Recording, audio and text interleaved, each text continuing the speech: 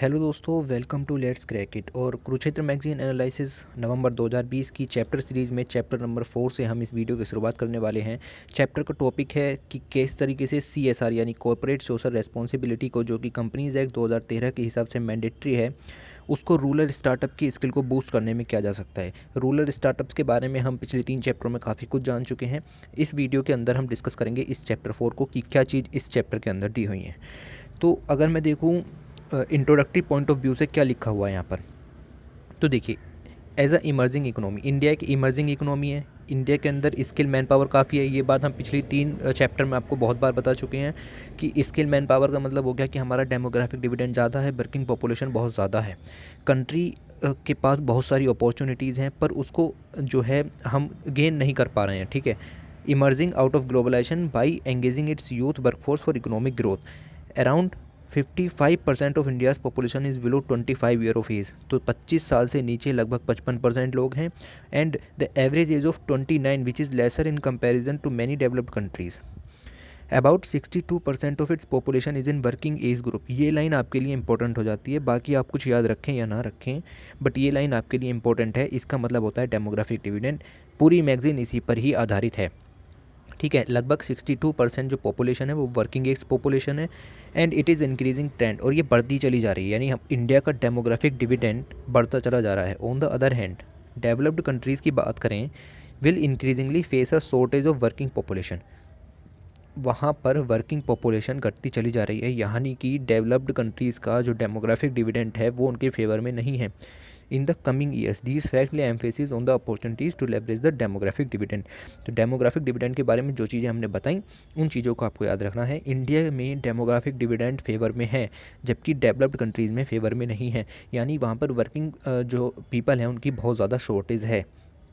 However, a paradox pertaining to utilization of manpower which exists for decades is views an impediment as to the paradox, being one of the youngest country in the terms of its massive population below the age of 25 year, India has reeling under the dearth of skilled workforce। देखिए क्या लिखा हुआ है, लिखा हुआ ये है कि डेमोग्राफिक डिविडेंड तो बहुत हाई है, यानी वर्किंग पॉपुलेशन तो है, पर उसके पास स्किल वर्कफोर्स नहीं है।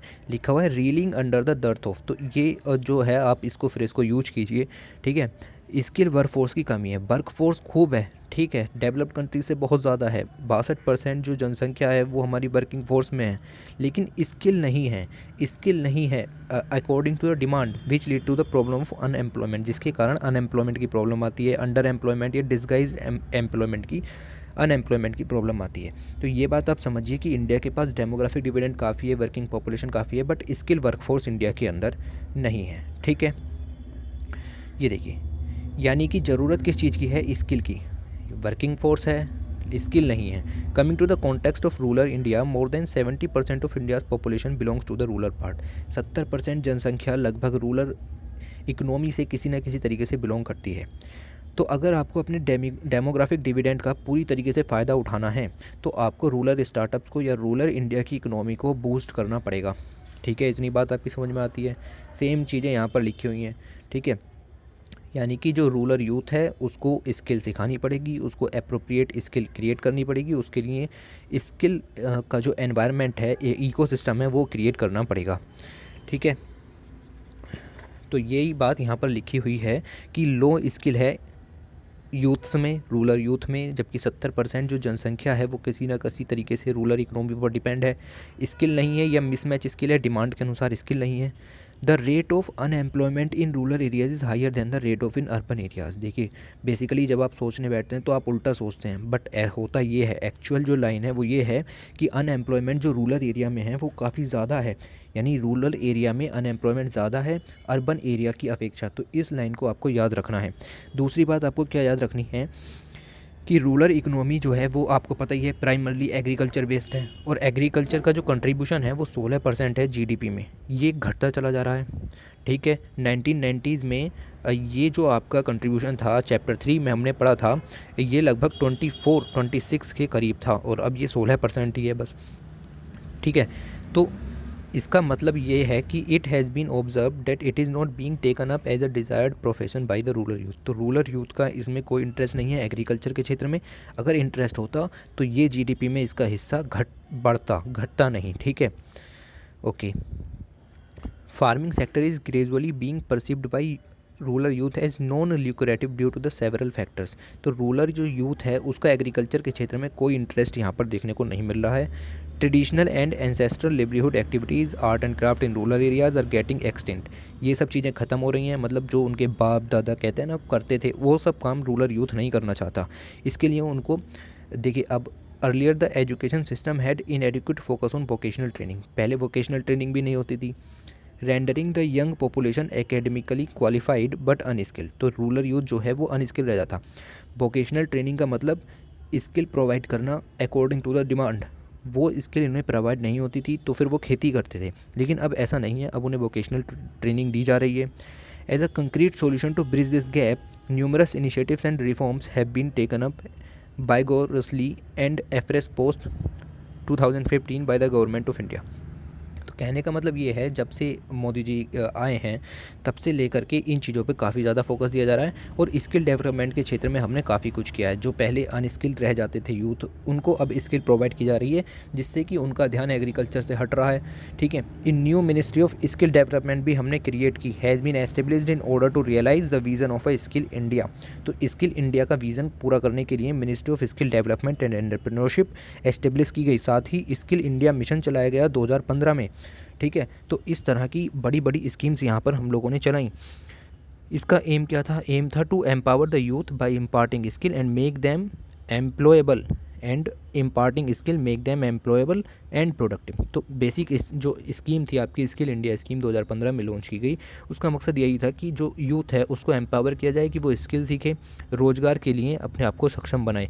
साथ ही प्रधानमंत्री कौशल विकास योजना भी शुरुआत की गई थी। किस मिशन के तहत? इसी मिशन स्किल इंडिया मिशन के अंदर ही प्रधानमंत्री कौशल विकास योजना की भी शुरुआत की गई थी।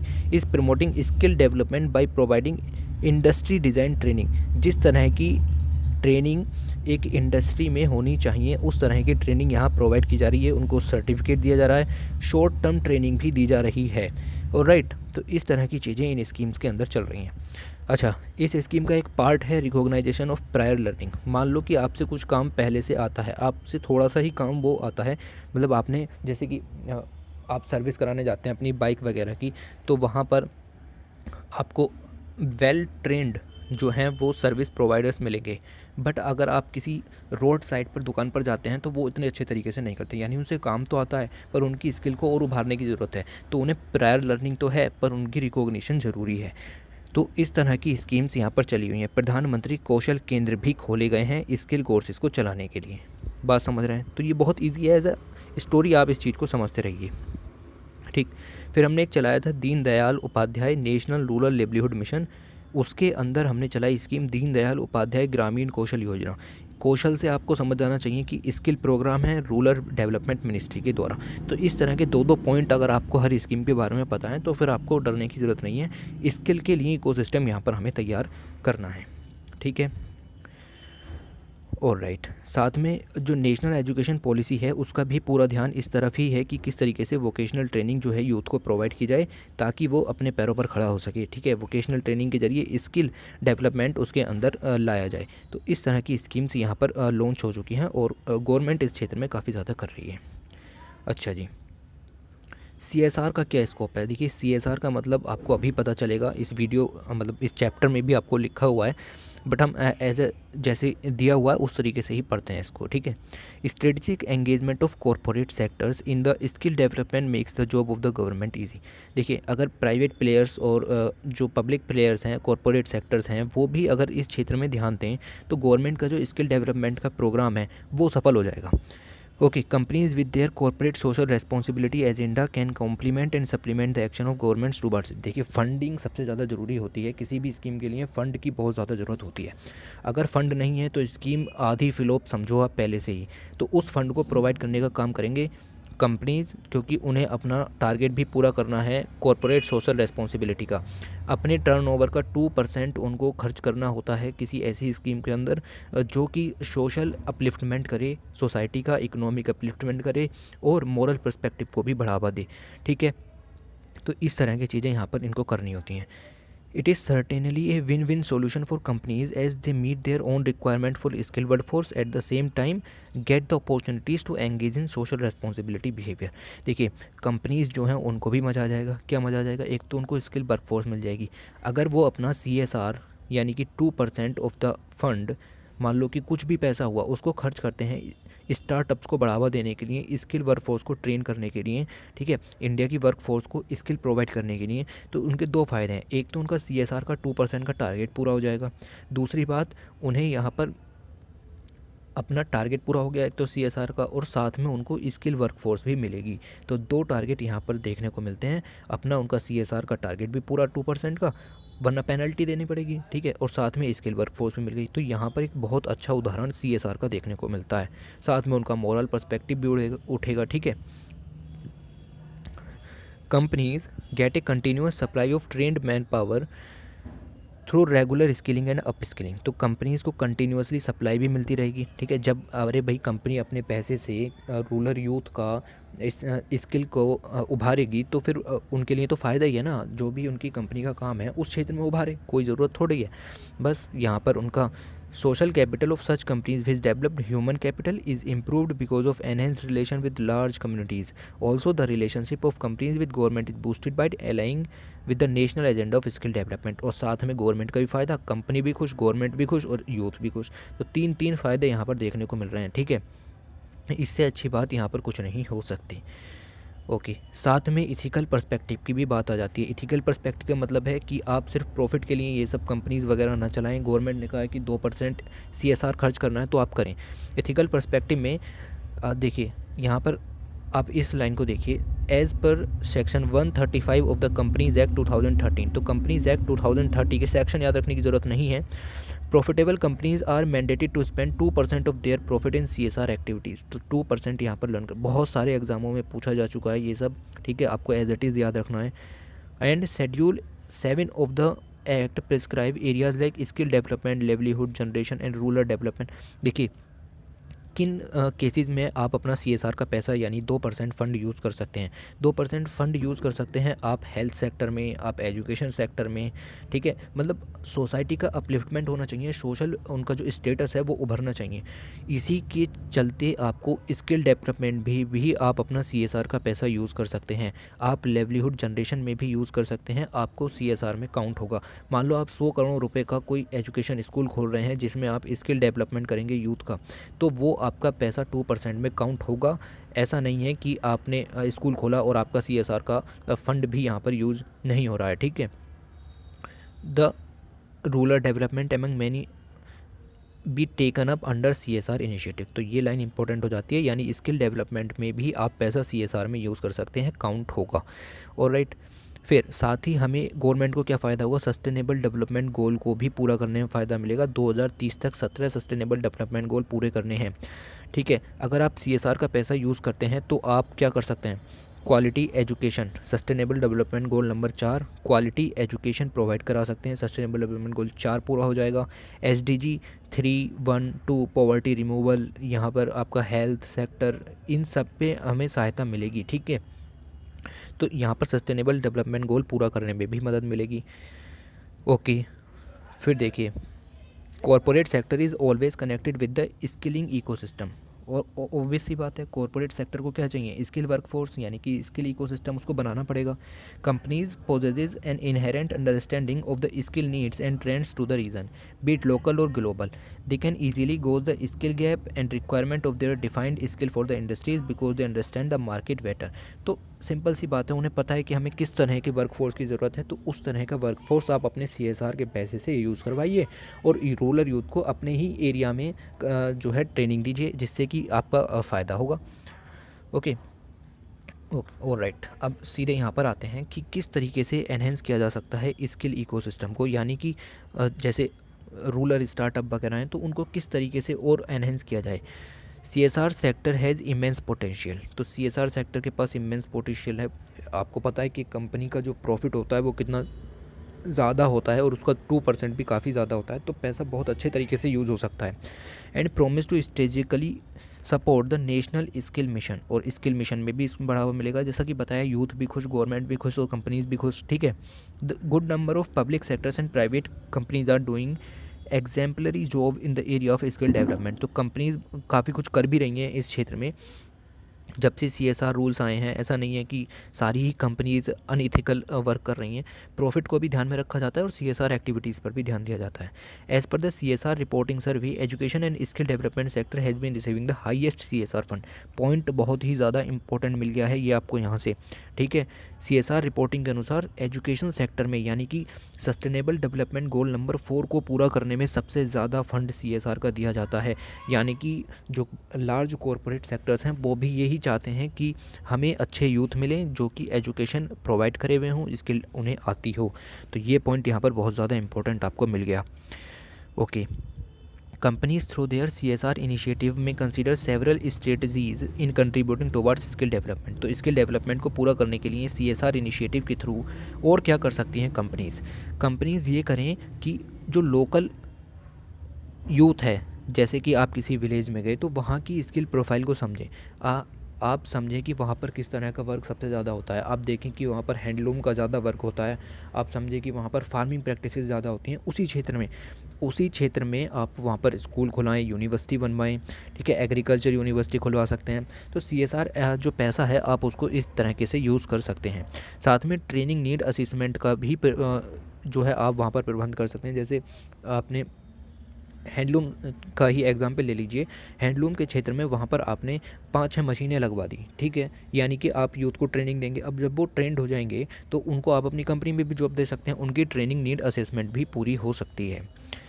ओके, जो बड़े बड़े इंडस्ट्रियल हाउसेज होते हैं, कॉरपोरेट सेक्टर्स होते हैं, can develop institutional framework for augmenting skill development effort. तो गांव-गांव जाकर के वो छोटे छोटे हब्स बनवा सकते हैं। ठीक है, जहां पर उनको ट्रेनिंग दी जाएगी कि स्किल डेवलपमेंट क्या होता है, कैसे होता है, और फिर आप उनको अपने पर्सनल यूज़ के लिए दे सकते हैं। कंपनीज़ में वर्क दीजिए, एम्प्लॉयमेंट दीजिए, अनएम्प्लॉयमेंट कम होगा, ऑब्वियस सी बात है। Companies through their CSR initiative should upgrade the knowledge base and expertise of skill training from time to time. Centre of excellence खोले जा सकते हैं in the area of expertise of the companies can be set up for conducting training of trainers programme. ठीक है, तो इस तरह के प्रोग्राम भी यहाँ पर चल सकते हैं। तो सेल्फ एक्सप्लेनेटरी लाइन है। Synchronisation of skill India mission, government के साथ हाथ मिलाइए स्किल इंडिया मिशन में, डिजिटल इंडिया मिशन में, मेक इन इंडिया में, स्टैंड अप इंडिया में, स्मार्ट सिटीज़ में। स्मार्ट सिटीज़ क्रिएट कर सकते हैं यार आप। कुछ नहीं तो CSR एक्टिविटी का पैसा स्मार्ट सिटी बनाने में खर्च कीजिए, काउंट होगा, ऑब्वियस सी बात है, क्योंकि आप सोशल अपलिफ्टमेंट के लिए वर्क कर रहे हैं। ऑलराइट, तो इस तरह की चीज़ें कंपनीज यहाँ पर कर सकती हैं। कंपनी कर सकती हैं स्किल ऑफ एम्प्लॉयज़ को बढ़ाने का काम कर सकती हैं। Engage in the life of supply chain. ठीक है, उनकी सप्लाई चेन को बढ़ा सकती हैं। स्किल देंगे तो सप्लाई भी बढ़ेगी। ठीक है, क्योंकि ज़्यादा से ज़्यादा यूथ यहाँ पर स्किल प्रोवाइड करेगा। इंडस्ट्रीज़ में identify futuristic skill areas by regularly assessing. Future areas भी यहाँ पर देख सकते। अभी मान लो आपसे कार बनानी आती है, ठीक है, बहुत अच्छी बात है, लेकिन अब फ्यूचर की डिमांड क्या है कि इलेक्ट्रिक कार की बहुत ज़्यादा ज़रूरत है। तो इलेक्ट्रिक कार के क्षेत्र में आप स्किल को बूस्ट कराइए यूथ की, ताकि आने वाले भविष्य की चुनौतियों को कम किया जा सके। सिंपल पॉइंट यहाँ से निकल कर आता है। कंपनीज प्रोवाइड कर सकती हैं training to rural youth on new age skill. ठीक है, it will help in reducing the skill divide that exist between rural and urban youth. ठीक है, तो न्यू एज स्किल को किया जा सकता है 15 साल से, यानी कि आप कह सकते हैं 10 साल से भी अगर आप उसको स्किल देना शुरू करें तो ये अच्छा रहेगा, क्योंकि वो उस एज तक जाते जाते काफ़ी अच्छा जो काम है वो सीख सकता है। Under the CSR initiative traditional and dying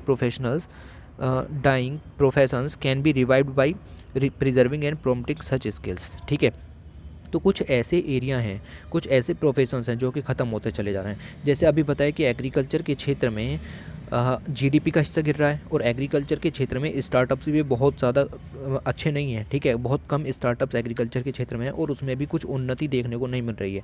तो एग्रीकल्चर के क्षेत्र में स्किल प्रोग्राम्स को बढ़ाया जा सकता है। उनको बताया जाए कि किस तरीके से सीड की फार्मिंग ज़्यादा अच्छी की जाए, और जगह जगह जा कर के इन चीज़ों को बताया जाए।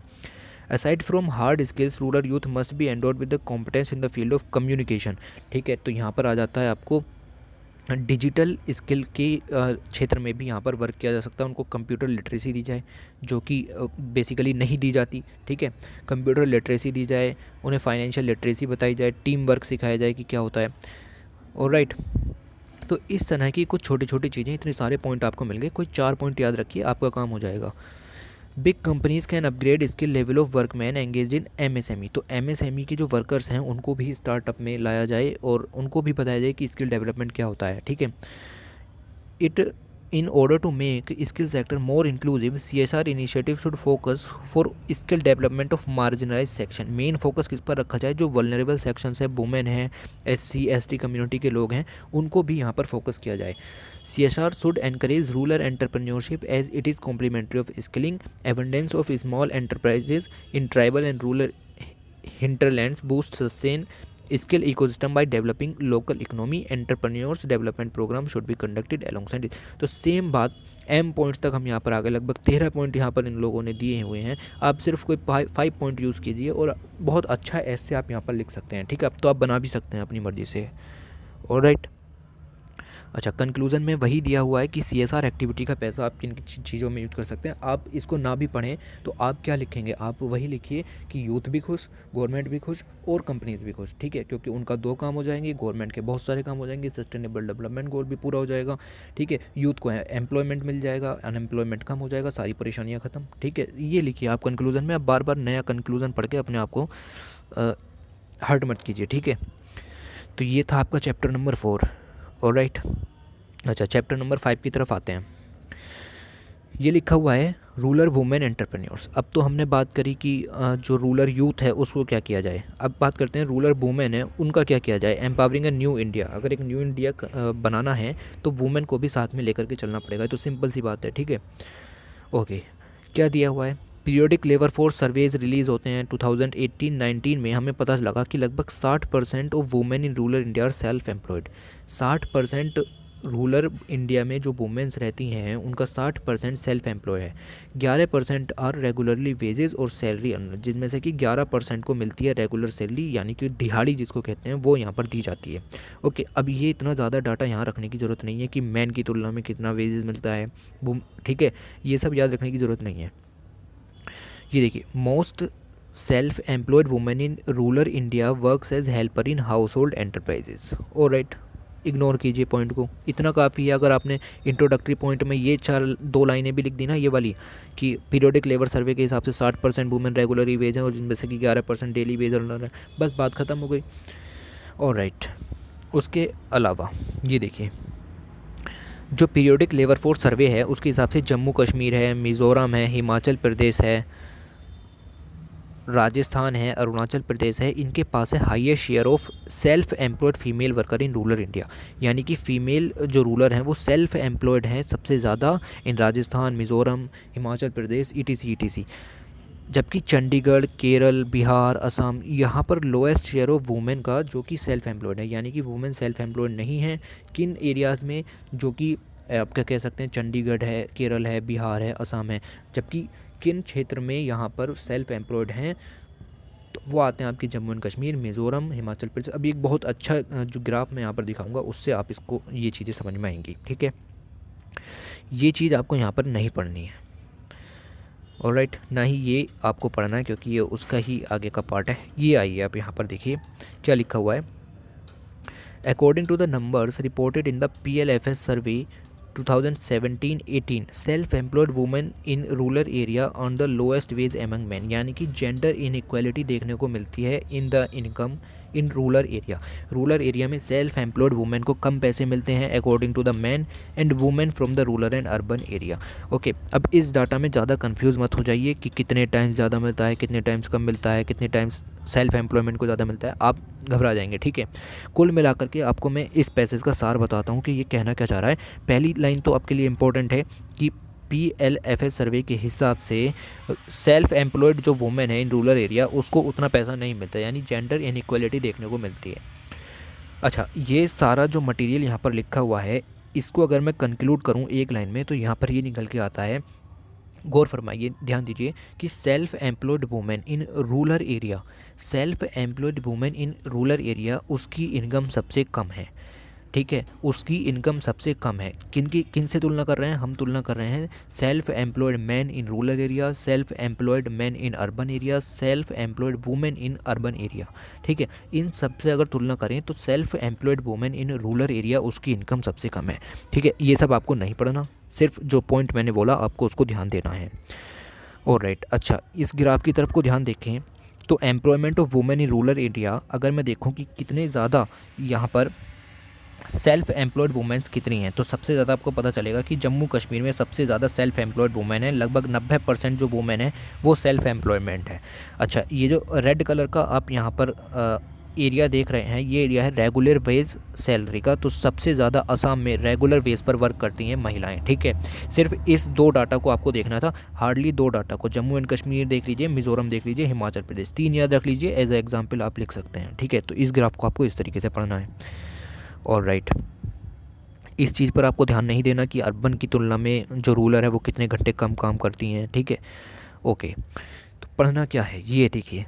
इन addition to the social conditioning where women are expected to be the primary care givers and do majority of household chores, what are some impediment that limit women's participation efficiency of the entrepreneurs. तो कौन से hurdles हैं जो कि women को पीछे कर देते हैं? Self employment women in rural area, उनकी इनकम सबसे कम है। क्यों कम है उनकी इनकम सबसे कम, इस चीज़ के ऊपर यहाँ पर डिस्कशन किया जाएगा। डिस्कशन करने के लिए हमारे पास है क्या? सबसे पहले तो फाइनेंशियल इंक्लूजन सही नहीं है। ठीक है, तो financial inclusion can help improve the economic prospects of female entrepreneurs in the rural area. Financial inclusion जो है वो रूरल एरिया में सेल्फ एम्प्लॉयड वुमेन के पास अच्छा नहीं है, वो उनको एक्सेस नहीं है टू द बैंक। ठीक है, has a positive impact on the poor and disadvantage group. तो ये आपको बैंक को मतलब जो वुमेन है रूरल एरिया में उनको एक्सेस प्रोवाइड करानी पड़ेगी टू द बैंक, तभी आपका काम यहाँ पर होगा। ठीक, क्या ज़रूरत है? ज़रूरत है फाइनेंशियल लिटरेसी की, यानी कि उनको फाइनेंशियल लिटरेसी के बारे में समझाएं, उन्हें बताएं यूपीआई क्या होता है, पेटीएम क्या होता है, इन सब चीज़ों के बारे में। अच्छा, गवर्नमेंट ने इसके क्षेत्र में काम भी किया है। उन्होंने कहा कि जेम ट्रिनिटी लाई जनधन योजना, जनधन अकाउंट खोले गए। ठीक है, आधार कार्ड और मोबाइल फ़ोन्स भी यहाँ पर प्रोवाइड किए गए। तो इनको और ज़्यादा बूस्ट किया जाए ना, अगर अभी भी हालत ठीक नहीं हो रही है तो इन चीज़ों को और ज़्यादा अच्छा किया जाए। बायोमेट्रिक वगैरह से अच्छा काम किया है, लेकिन और ज़्यादा करने की ज़रूरत है। जनधन योजना अकाउंट्स जो हैं वो काफ़ी सक्सेसफुल रहे हैं, लेकिन हाल ही के दिनों में उनमें काफ़ी ज़्यादा मिसयूज़ भी देखने को मिला था। तो ये सब चीज़ें यहाँ पर नहीं होनी चाहिए। जनधन अकाउंट्स के तहत डायरेक्ट बेनिफिट ट्रांसफ़र स्कीम बहुत अच्छी स्कीम चलाई गई थी, जिससे कि वुमेन एंटरप्रेन्योर्स को काफ़ी ज़्यादा फ़ायदा होगा।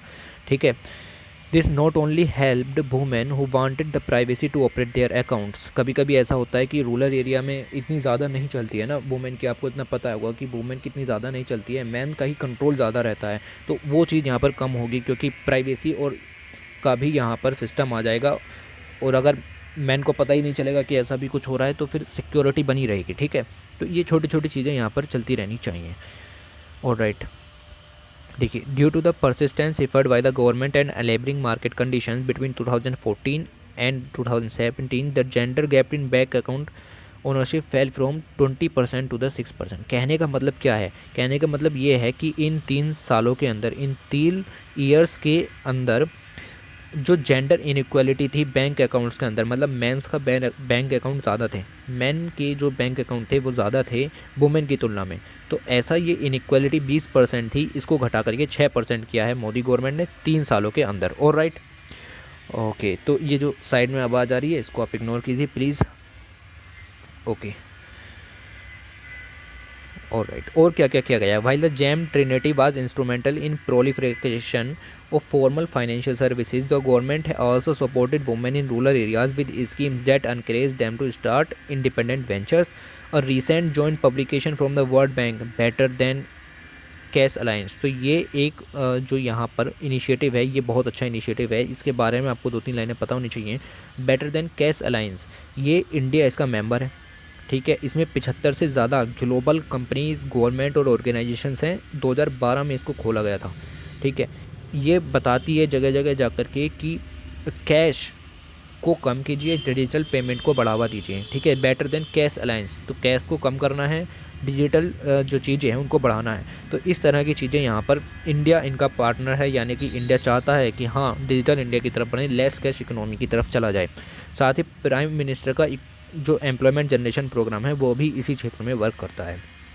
और राइट, तो ये मोटी मोटी चीज़ें आपको पता होनी चाहिए, इस तरीके से इस मैगज़ीन को आप पढ़ सकते हैं। और राइट, उसके बाद उनको बताया जाए कि किस तरीके से एटीएम का यूज़ होता है, बैंक अकाउंट में सेविंग अकाउंट क्या होते हैं, करंट अकाउंट क्या होते हैं, किस तरीके से आप उनको यूज़ कर सकते हैं।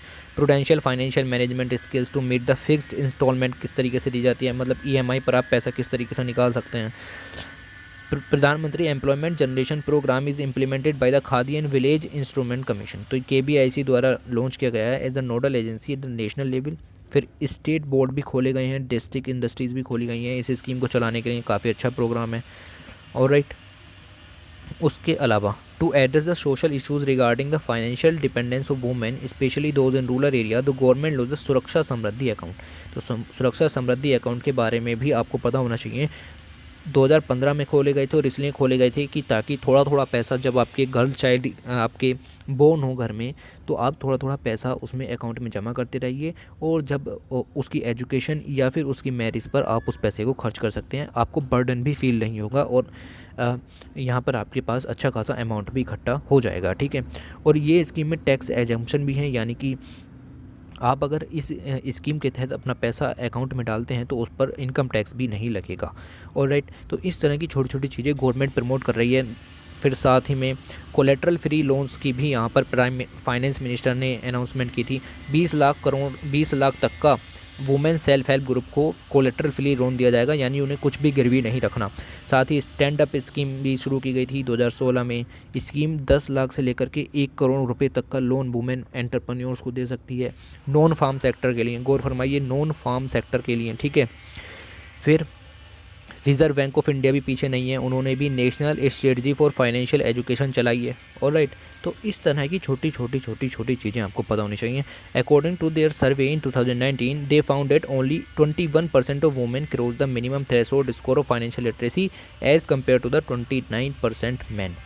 ऑलराइट, तो इतना आपको यहाँ से इन चीज़ों के बारे में पता होना चाहिए।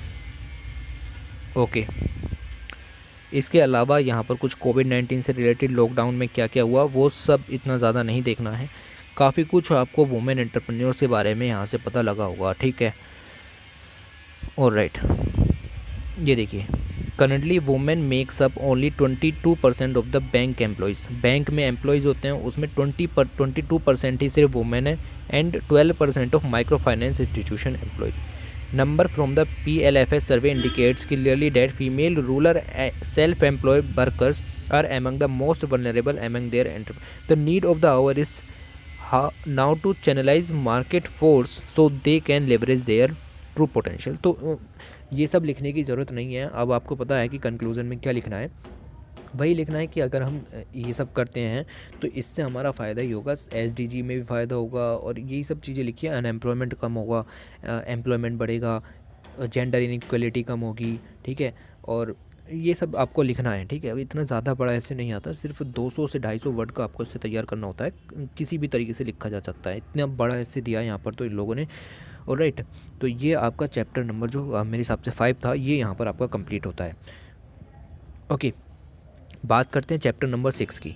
चैप्टर नंबर 6 है India's new farm bills ushering in agriculture 2.0। तो अभी गवर्नमेंट ने 3 नए बिल्स यहाँ पर लॉन्च किए हैं। 3 नए फार्मर बिल्स हम कह सकते हैं यहाँ पर लॉन्च किए गए हैं। उन बिल्स के बारे में इस वीडियो के इस चैप्टर के अंदर चर्चा की गई है। मैं आपको बता दूं कि मैं इस चैप्टर को नहीं पढ़ाने वाला हूं, क्योंकि इसके अंदर 2 चीज़ों का जिक्र है। 2 चीज़ों का जिक्र क्या है, वो है एक तो एग्रीकल्चर इंफ्रास्ट्रक्चर फंड, यहाँ पर इसके बारे में बताया गया है। दूसरा यहाँ पर बताया गया है 3 फॉर्म्स बिल जो कि जिनके ऊपर बहुत ज़्यादा कंट्रोवर्सी हुई थी, उनके बारे में। इनके रिगार्डिंग वीडियो सेपरेट बन चुकी है, तो आप नीचे जाइए, दोनों की लिंक देखिए, और वहाँ से आपको कंट्रोवर्सी तक पता चल जाएगी कि क्या है। बट हम इसके अंदर कुछ देखेंगे।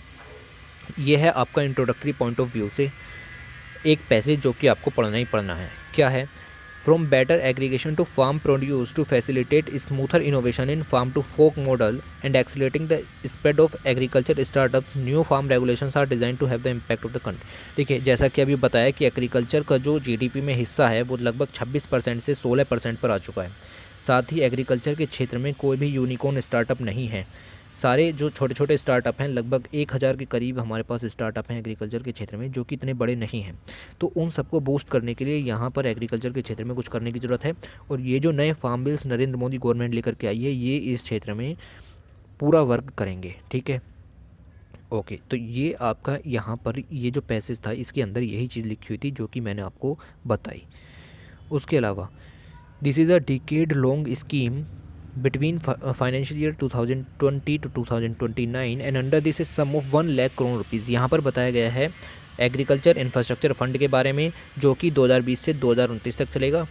1 लाख करोड़ रुपीज़ का ये फंड है, इसके बारे में वीडियो में नीचे रखा हुआ है। ठीक है, इसमें क्या है देखिए, मेन फीचर्स आप जानिए। फार्मर प्रोड्यूसर ऑर्गेनाइजेशंस खोली जाएंगी, सेल्फ हेल्प ग्रुप्स। देखिए 10,000 फार्मर प्रोड्यूसर ऑर्गेनाइजेशंस हम यहाँ पर खोलने वाले हैं, उनका जिक्र भी मैंने वीडियो में किया है। फाइनेंशियल इंस्टीट्यूशंस को लोन देना है इंटरेस्ट सब्वेशन ऑफ 3%, यानी कि जो आप रेगुलर इंटरेस्ट लेते हैं आपको 3% कम लेना है। उसके अलावा क्रेडिट गारंटी का भी यहाँ सिस्टम है। Credit guarantee fund trust for micro small enterprises के द्वारा उस स्कीम के तहत यहाँ पर क्रेडिट गारंटी भी ली गई है। मतलब आप अगर लोन नहीं चुका पाते हैं तो ये जो स्कीम है इसके तहत लोन चुकाया जाएगा। ठीक है जी, ओके। बेनिफिशरीज आपके होंगे cooperative societies, self help groups, okay, multipurpose cooperative societies, agri entrepreneurs, startups, इन सबको यहाँ पर लोन दिया जाएगा। तो प्रधानमंत्री मोदी जी ने ये जो स्कीम है ये यहाँ पर लॉन्च की। अच्छा, फार्म्स बिल के बारे में मैं आपको इसमें नहीं पढ़ाऊँगा, लेकिन ये जो पिक यहाँ पर दी हुई है इसमें आपको थोड़ा सा पता होना चाहिए कि किस तरह के बिल्स यहाँ पर दिए गए थे। बिल थे the farmers produce trade and commerce promotion of facilitation bill. इसके अंदर क्या है कि पहले आप अपनी फ़र्स्ट सेल जो है वो एपीएमसी मंडी में करते थे। अब एपीएमसी मंडी में करने के बाद उनकी मोनोपोली काफ़ी ज़्यादा बढ़ गई। उस मोनोपोली को ख़त्म करने के लिए अब बैरियर फ्री ट्रेड का यहाँ पर प्रावधान किया गया है। बैरियर फ्री ट्रेड में क्या है कि आप कहीं पर भी जाइए जहाँ आपको अच्छा पैसा मिलता है, वहाँ से आप अपनी जो फसल है उसको सेल और परचेज़ कर सकते हैं। कोई ज़रूरत नहीं है कि आपको अपनी फसल एपीएमसी मंडी में ही बेचनी है। दूसरा क्या है, the farmers empowerment and protection agreement और price assurance and farm services bill. ठीक है, फ्यूचर ट्रेड के लिए अगर आपको किसी के साथ एग्रीमेंट करना है तो वहाँ पर आप एग्रीमेंट कर सकते हैं कि मैं अपनी फसल इतने में ही बेचूंगा, चाहे फ्यूचर में प्राइस जो है कितना भी फ्लक्चुएट हो। फिर एसेंशियल कमोडिटीज़ अमेंडमेंट बिल 2020 भी लाया गया था to boost immediate investment, increase competition and enhance farmers income. Hoarding के क्षेत्र में यहाँ पर जो एसेंशियल कमोडिटीज़ अमेंडमेंट बिल है इसके ऊपर संशोधन कर दिए गए हैं। इसके बारे में काफ़ी बार हम पिछले मैगजीनों में भी डिस्कस कर चुके हैं, तो बार बार डिस्कस करके इन चीज़ों के ऊपर अपना टाइम वेस्ट ना करें, एक बार पढ़ें बस बात ख़त्म हो गई। ठीक है, यहाँ पर कुछ नया नहीं दिया हुआ, इन्हीं चीज़ों को फैला करके दिया हुआ है। देख सकते हो हर जगह वही आत्मनिर्भर भारत और इन्हीं बिली के बारे में लिखा हुआ है। कंट्रोवर्सी हुई है, न्यूज़ में रहा है, बहुत ज़्यादा आपने इसके बारे में पढ़ा होगा। Alright, okay. या तो ये आपका 6 जो चैप्टर है वो इस तरीके से यहाँ पर आपका कंप्लीट होता है। ओके, यकीन मानिए अगर आपको चाहते हैं कि इसको पढ़ना है तो आप पढ़ सकते हैं, कोई दिक्कत नहीं है, बट आप अपना टाइम वेस्ट मत कीजिए क्योंकि मैगज़ीन काफ़ी ज़्यादा बड़ी है और इस तरीके से आपको इन चीज़ों को लेकर के चलना होता है। ठीक है, तो चैप्टर 6 कंप्लीट हुआ। चैप्टर 7 को हम अगली वीडियो में डिस्कस करेंगे। ओके, तब तक के लिए मैगज़ीन को देखिए, दोबारा से समझिए, इन चीज़ों पर डिस्कसन कीजिए।